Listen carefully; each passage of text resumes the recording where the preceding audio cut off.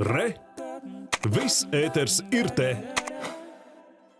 Šī brīža aktuālās politiskās lietas un politiskās aktualitātes pārunāsim ar Rīgas Stradiņu universitātes profesoru Ilgu Kreitusi un Latvijas Universitātes sociālo zinātņu fakultātes dekānu profesoru Juru Rozenvaldu. Labrīt! Labrīt! Labrīt. Paldies, ka esat mūsu studijā. Tātad 2015. gads iet uz beigām, bet Latvijai tas atnācis ar jaunas valdības veidošanas procesu, premjera meklējumiem. Šobrīd neviena no lielākajām partijām īsti nesteidzas nosaukt premjera amata kandidātu. Kā jūs vērtējat šo procesu kopumā? Es domāju, ka savā ziņā tas ir diezgan parastais Latvijā process, izņemot to, ka valdība ir kritusi pirmo reizi nevis tāpēc, ka opozīcija būtu kaut ko tur sarīkojusi vai koalīcijas partneri nevarētu sarunāt, bet tāpēc, ka pašas partijas, tās partijas, kuri pretendē zināmā mērā uz varas partijas lomu, vidū ir nesaskaņas un var teikt, darbība, kas ir vērsta pret pašas partijas izvirzīto premjeru. Ja? Bet, ja mēs runājam pašreiz par to procesu, kādā tas veidojās, man liekas, ir viena tendence, kas man šķiet nevisai iepriecinoša vispār Latvijas politikā un kas pašreiz parādījās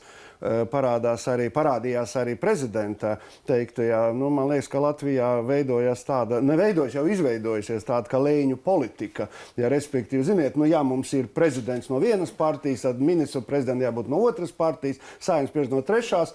Un faktiski pēc būtības, ja mēs paskatāmies, pie pašreizējās situācijas tās lomas sadalījums, tāds viņš ir. Ja? Bet jautājums, vai šeit ir vispār kāda politiskā normālā konkurence un vai šādā ziņā, ja ienāks kāds jauns spēks, ko tad darīs, kā tad dalīs, ja? Man liekas, ka tas neveicina mūsu attīstību. Un es domāju, kad mēs tā pastamies 25 gadu garumā, kas ir pagājuši neatkarīgā valstī, tas ir viens no iemesliem, kāpēc mēs tomēr no mūsu kaimiņiem ziemeļos un dienvidos atpaliekam. Jā, es gribētu teikt, paturpinot kolēģi par tiem saucamiem valdības atkāpšanās modeļiem. Mums ir izspēlēti visi. Klasiskais opozīcija gāž to. Tad bija nākamais modelis, premjers apvainojās, atkāpjās un viņu nosauc vēlreiz. Atcerieties, Čēles kungs gāja prom un nāca atpakaļ. Trešais modelis nepatīk mūsējais, kā viņš uzvedās, dzenām prom, ņemam nākamo. Tagad 3 modeļi ir, tas jau mēs varētu tādu savu veidu teoriju veidot uz Latvijas piemēru un prakses. Bet es gribētu teikt vēl vienu lietu. Latvijā praktiski šobrīd tiek sagrauta Satversme. Caur to, ko teica kolēģis, ka Saeimā ievēlētās partijas savstarpēji vienojās un sadala valstī esošās 3 vadošās pozīcijas, kas nedrīkstētu būt, kur prezidents vispirms ir neitrāla persona, un to nosaka Satversme, un vienmēr tas ir Latvijā ievērots. Gunts Ulmans uzreiz paziņoja, ka viņš nav nekāds partijas tur priekšsēdētājs. Par Vairu Vīķu Freibergu mēs vispār nerunājām par to. Zatler kungam partijisms uznāca pēc tam, kad viņš juta, ka pa prezidentu vairāk nebūs. Šeit jau tiek skaidri no Vējoņa kunga mutes pateikts, es esmu no ZZS, tātad valdībai nevajadzētu būt no ZZS. Es domāju, ka mums Latvijā prezidents ir no tautai nevis ZZS vēlēts. Vakar man, piemēram, tas nošokēja šāds gadījums. Un otra lieta, ko es gribētu teikt, parādās vēl viena lieta, ka Latvijā Satversmē, manuprāt, steidzami jāizdara grozījums, kurš nosaka, cik ilgā laikā ir jānosauc premjera kandidāts. Jo neviens taču neprasa partiju piekrišanu. Satversmē ir ierakstīts, prezidents nosauc premjera kandidātu. Un vienalga, ko tās partijas tur danco. Prezidents izdara izvēli. Prezidentam iestājās pirmo reizi ļoti nopietna atbildība. Ko dara mūsu prezidents? Piedodiet vēl garumā, cik vien ir iespējams, jo vakar izskanējušais jautājums, vai nav jāatdod parāds Solvits Āboltiņas kundzei par ievēlēšanu, kas, manuprāt, ir ļoti aktuāls jautājums, un tas arī daļai atbild par to, kurai partijai kurš postenis pienākās. Un otra lieta, kas man nošokēja, laikā, kad mums valda demisionēsē valdība, kad prezidentam jānosauc premjers, viņš paņem atvaļinājumu. Tas tā mazliet savādi, ja mēs skatāmies no politikas veidošanas prakses. Runājot par Solvietu Āboltiņu, viņai nav viennozīmīgi atbalsta pat viņas pašas partijā, un tomēr viņa tiek minēta kā visticamākais premjera amata kandidāts. Te mēs ar Rozenvaldu kungu smaidām. Ja kādam ir viennozīmīgs atbalsts 100%, ziniet, ka pusi no tiem, kas atbalsta, melo. Šī gadījumā vienīgais, kas mani mazliet pārsteidz, ka neviena partija, ja neskaita Čevera saimnieku, nav tik ļoti pati sevi mēģinājusi iznīcināt, kā šobrīd to dara Vienotība. Bet kāpēc viņi tik uzstājīgi virza Āboltiņas kundzi? Nē, es atkal domāju, nevis tas viņi mēģina iznīcināt. Nē, caur to, ka virza Āboltiņas kundze Vienotība tā daļa mēģina savākties kopā un veidot tādu spēka kulaku vēl kaut kādu. Jo atceraties, Šķēlēm bija -46. Un tad bija vēlēšanas, un bija +16. Tā kā ar tiem reitingiem nevajag tā. Latvijā notiek viss kā pasaulē, tikai nedaudz savādāk. Bet te ir cita lieta. Ja partijas pārstāv, piemēram, Straujums kundze, nāk priekšā un atklāti vēršās pret savas partijas vadītāju, ko pati ir ievēlējusi, tad es nevaru saprast to, vai nu ir vēlme atgriezties premjeras postenī vēlreiz, jo Šķēles precedents ir, vai nesaprot to, ka šādā veidā paši no iekšienes publiski mazgājot veļu, Vienotība dzen ar vien lielākā bedrē un praktiski pret iznīcībai. Tad ir jautājums, ar ko tad darīs uz 13. Saimu, no kā startēs, kādi politiskie spēki veidosies. Bet šī uzstājība tomēr ir jautājums, kas liekas interesants, jo Āboltiņas kundzei tā izskatās no malas, ka nav nedz atbalsta savā pašā partijā, nedz arī it kā iespējamās nākamās koalīcijas partneru. Bet pagaidiet, bija tikko kā partijas kongress. Vai bija kaut viens mēģinājums, arī no tās pašas Straujums kundzes, vērsties pret Āboltiņu kā pret partijas priekšsēdētāju? Kongresā varēja virzīt šo jautājumu, likt uz balsošanu, biedriem ir spēks tomēr. Ja? Es gan pirmām kārtām pieminētu, ja mēs runājam par Straujums kundzes un Āboltiņas kundzes attiecībām, to, ka vispirms Āboltiņas kundze ir centīgi darbojusies pret pašas partijas izvirzīto ministru prezidentu, tāpēc dots pret dotu. Un otrkārt man nāk prātā divi teicieni attiecību uz Āboltiņas kundzi. Pirmām kārtām, kas par vēlu, tas par skādi. Ja viņai bija iespēja kļūt par ministru prezidentu, viņa savulaik nav kļuvusi. Pašreiz viņas uzstājība, es domāju, lielā mērā saistīts ar to, ka viņas priekšā tiešām izvirzās tās hamlētiskais jautājums būt vai nebūt. Jā, un es nezinu, kas varētu tālāk notikt, un, protams, politiķi var piecelt, bet otrkārt, runājot par Āboltiņas kundzi, manuprāt, viņa ir viens no paradoxālākiem savā ziņā Latvijas politiķiem pēdējos gados, jo šeit atkal jāatcerās otru teicienu, ka mūsu trūkumi ir mūsu labo īpašību turpinājums. Ja? Šajā ziņā Āboltiņa kundze neapšaubāmi ļoti spilgts politiķis, ir ļoti enerģisks sieviete un varbūt iespējams, ja nebūtu citu apstākļu, viņa būtu iespējami labākais premjers, kaut vai ar to, ka viņai tik tiešām sevi jāpierāda, ka viņa varētu to mazliet sastāvējušo Latvijas birokrātijas dīķi mazliet sašūpot, ja, un likt tur tam karūsām tai dīķi mazliet veiklāk uztēties, ja, bet es domāju, ka atkal tās enerģiskums ir izpaudās arī diezgan sarežģītās attiecībās arī ar tiem pašiem partneriem. Man grūti pašreiz iedomāties, piemēram, ka Nacionāla apvienība pēc tik asām domstarpībām ar Āboltiņu pēkšņi paziņos, neziniet, mēs draudzēsimies un būsim gatavi darboties viņas valdībā. Ar to, manuprāt, nonākot situācijā, kuru ļoti grūti izskaidrot saviem vēlētājiem. Ja? Bet viss Latvijas politikā ir bijis un viss, ko mēs varam arī pieredzēt. Tāpēc es nebrīnītos ne par ko, bet tomēr pašreiz viņas iespējas, manuprāt, kur ģenerālsekretārs Arts Kampars saka, ka rezervistu soliņš ir garš, tad Vienotībai var izdoties tomēr noformulēt. Ziniet, es gribētu teikt, viss tas, ko saka Kampara kungs un saka Vienotības cilvēki pēdējā laikā, liecina par vienu, ka mums ir dziļa krīze politiskās elites līmenī. Ja partija, kura pretendē uz varu, pieļauj tik daudz kļūdu īsā laika posmā, gan ar pieminēto kongresu, kur netika jautājumi principiāli apspriest, bet demonstrēja vispārējā draudzību, un pēc pusotrām diennaktīm ministru prezidents skrien pie prezidenta un saka, es atkāpjos, ja? Un pēc tam arī principā, var teikt, nobīdot malā citu iespējamo kandidātu. Labs, slikts, tas ir cits jautājums. Rihards Kozlovskis, ja, kurš arī ir aizgājis, mums tagad ir atvaļinājuma sērga Latvijā pēdējā laikā. Kā jaunais, Jā, visi dodās atvaļinājumos svarīgos brīžos, ja? Un arī tas pats pēdējais, ka faktiski tāda, es tāda savā ziņā maniakāla vēlme izvirzīt Āboltiņu par katru cenu. Ja? Kas savukārt izvirza vēl vienu jautājumu attiecībā uz politisko elitu. Kāds ir attiecības starp līdera interesēm un partijas interesēm? Tā maniakālā vēlme varētu būt saistīta ar atšķirībām starp līderu un partijas kopējiem. Es domāju, ka pašreizajā situācijā mēs varam nonākt pie atziņas, ka šī vēlme izvirzīt Āboltiņas kundzi, zinām mērā atbalstot viņas pašas vēlme, kas ir neapšaubām, ja, kaitē vienotībai. Kaitē vienotībai un caur to kaitē arī vispārībai zināmā mērā. Ir Kreituses kundze kaitē? Nē, vienotībā pašlaik es teicu, viņi mēģina sevi iznīcināt, cik vien ātri tas ir iespējams, tikai jautājums, kāds ir mērķis. Ja kāds no tā sauc, es atkal gribētu teikt to, ka Latvijai mistiskais sešinieks, ja tas ir maģisks skaitlis, ja, bija Ocean Band, kā mēs teicām, sešinieks, tagad ir atkal sešinieks, ja, bet tu laikam 3 sešinieks vajag, lai galīgi viss beigtos, ja, redzēs, kurš būs nākamais.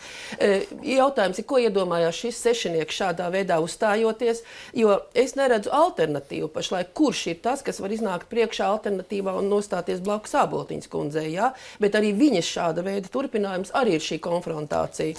Ka Piebalgs varētu būt tas, kas nāk priekšā un karognesējs ir, es neticu tam, jo nav viņā, pietrūkst tas, lai viņš šī krīzes brīdī pārņemtu varu un varētu to likvidēt. Bet es gribētu paturpināt, ko kolēģis teica par šo rezervistu soliņu.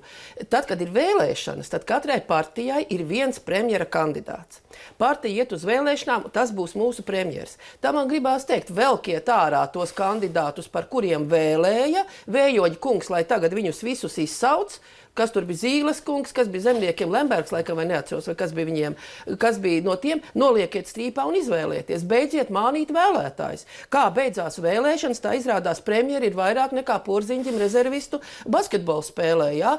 Tad ņemiet tos, beidziet mānīt vēlētājs un melot, ka tas būs mūsu premjers, pienāk atkal. Un man patīk Zemnieku savienība pašlaik. Viņa ir vienīgā Zemnieku savienība, kurai nav sava premjera kandidāta. Jo Kučinska kungs ir tāpat kā Straujums kundze bijušie tautpartieši. Kučinska kungs tagad pēkšņi Liepā iemīlējis, ja? Un otrs pretendents ir Duklaus. No zemniekiem, jā, bet viņš ir tāds švakāks, tas Kučinska kungs iet pa priekšu, jā. Tad jautājums, zemnieki, sakiet savu niknu vārdu, ja jūs esat Kārļa Ulmaņa partija, tad rīkojieties, kā Kārlis Ulmans darīja, ņemiet varu un ievediet kārtību valstī. Bet šī locīšanās visu laiku un mēģinājums aiz vienotības muguras iegūt sev punktus, un pašlaik tas notiek. Zemnieki kasa pamazām sev punktus, bet jautājums, cik ilgi kasīs, nepasakot stingru vārdu, ka mēs ņemam varu valstī. Jo Lembergs arī teica, tagad piespēlē vienotībai, un tā, ziniet, tāda spēle, kas visu laiku kacina cilvēkus, un otra lieta, mēs tomēr neizvērtējam to, ka šobrīd Latvijā valda demisionējusi valdība. Un mēs neesam tikai maza valstiņa, kur iekšēji starp 2 pilsētām jāskaidro attiecības. Arī Eiropas Savienība pašlaik skatās uz mums, nauda jādala, fondi jādala, likumi jāpieņem. Vai demisionējusi valdība var būt tā, uz kuru mēs varam paļauties un te runāt par naudu ar tiem, kas tūlītās aizies prom? Mēs neizvērtējam arī šīs situācijas, kas ir starptautiska mēroga. Vēlamies jums abiem jautāt, jūsuprāt, cik liela būs Zaļo zemnieku savienības loma tieši nākamā premjera izvirzīšanā, un vai varētu arī būt tā, ka ZZS būs tie, kas veidos nākamo valdību? Es domāju, ka ļoti daudz kas ir atkarīgs no tā, vai, turpinot arī kolēģis teikto, no tā, vai pašreizējās koalīcija veidojušās politiskās partijas būs spējīgas uz tādu iziešanu ārpus komforta zonas. Ja. Skaidrs, ka Zaļiem zemniekiem otrā plāna lomas pašreiz ir ļoti izdevīgas, Nacionālajai apvienībai arī, kā mēs redzam, visi piespēlē vienotībai, lai vienotība arī uz to daudz maz komfortu. Un, manuprāt, tas galvenais jautājums, ar ko mēs arī iesākām, tas ir jautājums, vai prezidents būs spējīgs iziet ārpus komforta zonas un uzņemties atbildību un līdz ar to arī, protams, arī tos iespējamos čiekurus, kas kritīs pāri galvai, nevis vienkārši reaģējot, rīkoties reaktīvi, ko partijas piedāvās, bet tomēr parādot stingru stāju. Un mums Latvijā ir piemēri, kad prezidents tomēr attiecībā pret partijām bija pietiekami stingrs, par savu prezidente, es gribētu teikt, un arī cits prezidents, jā, šajā ziņā ir no kā skatīties, un tas ir jautājums par to. Tas beigās notiks? Būs tā rīcība? To es nezinu, bet es gribētu, lai tas tā notiktu, jo tas ir objektīvi pašreiz Latvijai nepieciešams. Protams, nerunājot par to problēmu, ko esam pieminējuši. Principā Latvijai ir vajadzīgs, lai šiem zēniem un meitenēm kāds elpot pakausi un teiktu, ja tu nevari tur, teiksim, 2 nedēļu laikā izveidot valdību, tad pāri malā mēs tagad nāksim un tagad kārtosim visu šīs lietas. Diemžēl Latvijā tā pašreiz nav. Bet tas ir viens no momentiem, kas traucē mūsu veiksmīgu attīstību, principā. Jā, es gribētu novēlēt prezidentam nevis būt patronam, raidījumam gudrs vēl gudrāks, bet pašam kļūt vēl gudrākam, nekā viņš ir. Jā? Tātad praktiskajā darbībā pa zemsaviešiem viņi, manuprāt, jāsaka tā kā zutis, mēģinās izvairīties visādā veidā, lai neņemtu premjeru un nekļūtu par to peramo puiku, kurš var kļūt tās, kas kļūst par premjeru. Es neredzu tur vīrus, kas var sievu tur gandrīz tikpat kā nav vīrus, kuri var uzņemties šo stingru atbildību. Bet es gribu vēlreiz atgriezties pie tā, ka Latvijā vajadzētu ieviest stingru kārtību, cik ilgā laikā prezidentam jānosauc un cik ilgā laikā premjeram ir jāizveido un jāiet uz Saeimu ar savu jauno kabinetu. Un ja, piemēram, 10 darba dienu laikā tu to nevar izdarīt, paldies par uzmanību, tiek uzticēts nākamajam, un tas tiek izdarīts. Un ir vēl viena piebilde. Tas nevar ilgties mūžīgi. Ja ir kādi 2-3 piegājieni, tad jāsāk domāt, vai Latvijā nav parlamentārā krīze un jāiet uz jaunām vēlēšanām, kā tas pasaulē mēdz notikt. Jūsuprāt, ko varam sagaidīt no Nacionālās apvienības? Viņi vispār šobrīd nav pat minējuši neviena cilvēka no savas vidus. Bet vai viņiem ir bijis kaut viens ministrs no savu vidus, ja neskaita Rasnača kunga tieslietu ministrijā? Arī Melbārdas kundze, starp citu, tika no malas pieaicināta. Un to, ka Zīles kungs nebūs premjeras, to mēs varētu šeit totalizatoru atklāt, jā, būs vai nebūs. Nē, es saku, ka nebūs.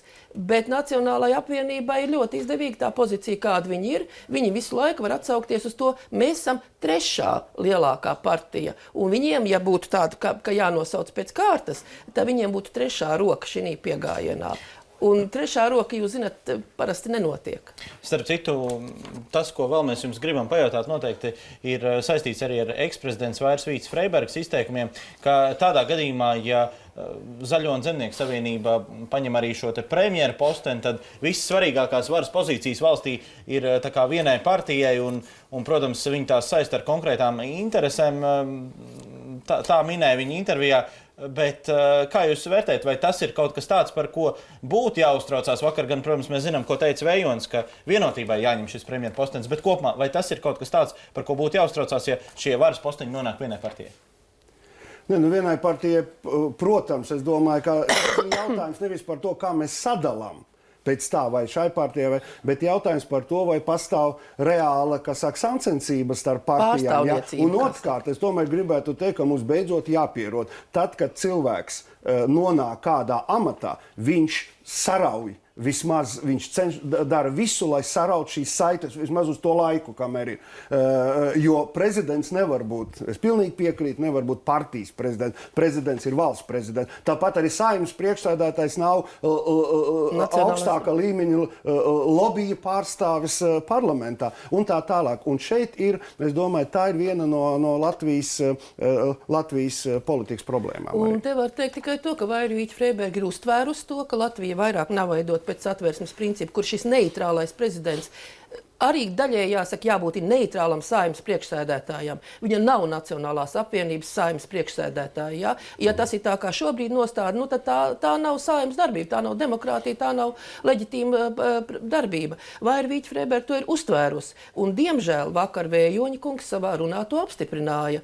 Tas nozīmē, ka mums šī gadījumā, es nezinu, vai 12. Saeima var laust vairs te kaut ko, jo cilvēkiem ir iegājies tas, ka viņš pārstāv partiju, bet par to ir jādomā vēlāk. Un jādomā arī tālāk valsts attīstībā un arī tiem lielām komisijām, kā es sapratu, kas tagad strādā pie satversmes grozījumiem, lai gan ne pie prezidenta, es nezinu, kāpēc viņa Saeimā tā komisija strādā, ja tā ir prezidenta iniciatīva, jā, tiem ir jāpārdomā, lai šāda situācija Latvijā likvidētu, jo tā ir nenormāla situācija. Un es gribēju teikt, ka situācija ir nenormāla arī no tā viedokļa, gan no, zinām, regulējuma viedokļa, kas, protams, ir jāpilnveido, bet nav normāli arī no tā viedokļa, teiksim, ka ir kāda daļa Saeimas, kura vispār netiek apspriesta kā tāda, ka vispār tā varētu piedalīties kaut kādā veidā valdības veidošanā. Tā arī nav normāla situācija, kas veicinātu demokrātisko procesu. Tieši tā, runājot gan par mazajām partijām no sirds Latvijā, Latvijas reģiona apvienību, gan par Saskaņu, kurai ir visvairāk vietu parlamentā.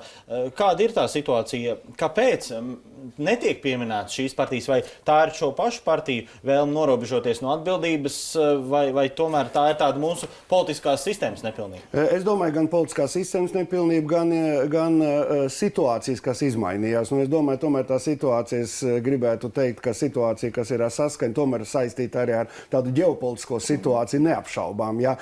Un šajā ziņā, bet tas, ka mums kaut kādā veidā uz priekšu jālauž, nav jautājums par to, vai saskaņas politiķi iegūs posteņus, bet jautājums par to, vai trešā daļa vai ceturtā daļa, cik iznāk Latvijas vēlētāji, būs pārstāvēta varā. Tas ir būtiskais jautājums, kas ir jārisina. Vai tas notiks tādā veidā, ka tur saskaņa būs valdība, vai tādā veidā, ka šīs pašais latviešu partijas būs spējīgas uzrunāt krievalodīgo elektorātu, kas prasīs no viņiem daudz ko mainīt savās nostādnēs. Tas ir cits jautājums, kā tas notiek. Bet tas, ka mums pašai ceturtā daļa ir vispār ārpus reālā lemšanas procesa, manuprāt, tas nav normāli. Es varu piebilst tikai vienu, ka izrādās, ka divas mazās opozīcijas partijas, tā saucamās mazās, jo kas ir maza, kas ir liela, jā, vienīgās, kuras ir gatavs nosaukt savus premjeru kandidātus. Tas arī paradoks. Tāpēc, jā. ka ne ar ko neriskē. Dabūna. Un Valteram ir labi reitings. Nē, es saku, bet es domāju, ka viņi arī nesamūst un mēģinātu kaut ko darīt, jo mums ir labs piemērs Andrejs Krastīņš, kas savā laikā diezgan labi apzinājās, ka diez vai izdosies, bet viņš gāja uz to un darīja, jo pozīcija neņēma to varu. Ja? Tā kā tas ir tāds paradoks. Un vēl viena lieta, opozīcija ir opozīcija un ģeopolitiskā situācija loģiski ir tāda, kāda viņi ir, bet nerēķināties ar tik lielu deputātu skaitu parlamentā, tas arī neatbilst valsts interesēm. Vismaz kāds būtu pajautājis, ko domā opozīcija par pašreizējo pozīcijas partiju izdarību. Es nesaku, ka jāaicina premjers vai jāaicina ministrs no saskaņas, bet vismaz pajautāt, kāda noskaņa tur valda pret to, kas notiek. Ja? Jo izlikties Varbūt neredzam. Varbūt aizkulisēs pajautā. Bet ziniet, ko... Politika tomēr jābūt lielā mērā publiskai. Bildināšana aizkulisēs nenozīmē, ka notiks precēšana. Pavisam īsi. Kad tiksim pie jaunas valdības, jūsu prognozes? Jaunajā gadā. Mēnesis vairāk?